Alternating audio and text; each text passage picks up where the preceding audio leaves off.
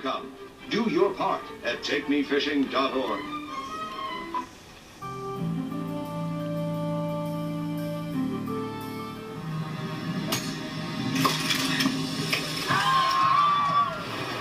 Always an avid sportsman, George H.W. Bush is the only U.S. president ever to skydive. His record of 5, not including his World War II bailout, seems likely to stand for a long time.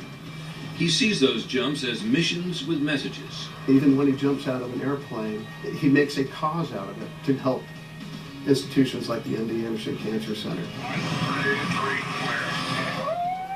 Just because you're an old guy, you don't have to sit around drooling in the corner. Where's my hero? Life for a former president can bring serious threats, such as the failed assassination attempt in 1993 during a visit to Kuwait. 16 men were convicted. George Bush has been honored for his life of service in many ways. The USS George H.W. Bush was commissioned in 2011. Fitting for a former naval aviator, the ship is an aircraft carrier. He was knighted by Queen Elizabeth. From the Kuwaitis, he received a door inscribed with an ancient proverb.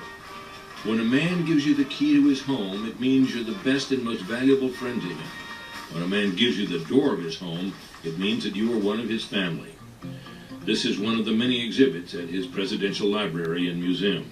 I've always wondered what my mother would think about this library. She might say to me, George, don't you think it's a little egotistical? Because everything in here is about me. George Bush's mother was proud of her son's achievements and the effect she believed his attitude of service had within the Bush family. 20 years ago, when my father started the Points of Light Institute, over 30 million Americans were volunteering annually. Today, over 60 million Americans are serving their communities.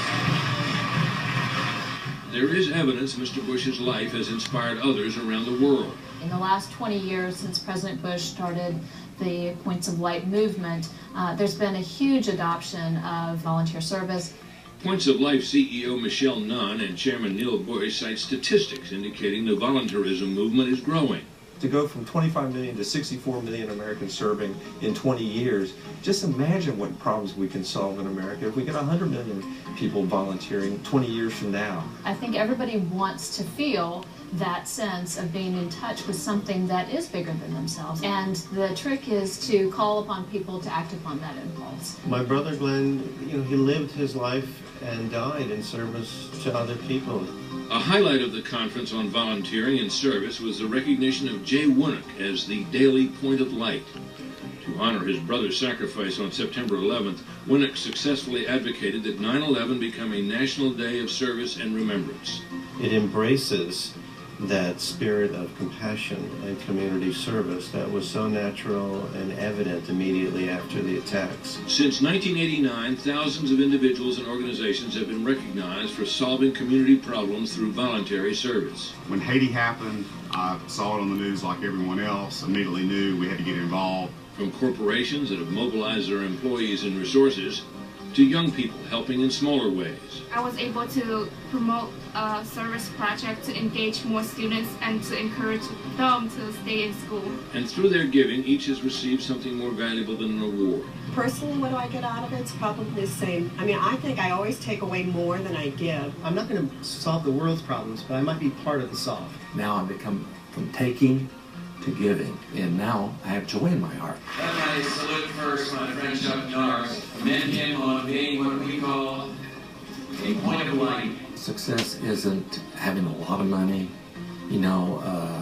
being a celebrity, because I've gone through all that. But the thing is, all that was not gratifying. I still had an empty heart during all that time. Chuck Norris, a friend and supporter of President Bush, became a point of light for creating Kickstart Kids, a martial arts program designed for at-risk kids. We have graduated 70,000 kids over the last 18 years, and most of them going on to college. As a friend, Norris was invited to join President Bush's 80th birthday celebration. As a journalist, I was invited too. In 2011, Bush received the Presidential Medal of Freedom for his life of service. I view it as a real honor, and I consider the Medal of Freedom a very special thing. And at a Kennedy Center event that year, President Clinton spoke about how President George W. Bush had brought two political opponents together for two relief projects. He asked me not once, but twice to work with his father to help people in need. First in South Asia in the tsunami, and then in the Gulf Coast after Katrina. It was an amazing experience. And this man whom I'd always liked and respected and then run against, I literally came to love. He's an amazing guy. You travel with him. It's like going with a rock star. In becoming president of the United States, how can you beat that, really? If your goal is to make a difference in the lives of millions of people, not just in the United States, but around the world, I'm extremely proud of how he served. The three most rewarding titles bestowed upon me are the three that I've got left: a husband, a father, and a granddad. To that I can only add the rich blessings of friendship.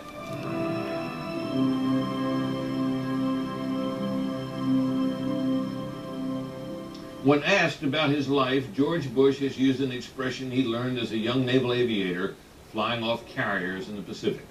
CAVU, Ceiling and Visibility Unlimited. Every pilot wishes for those conditions.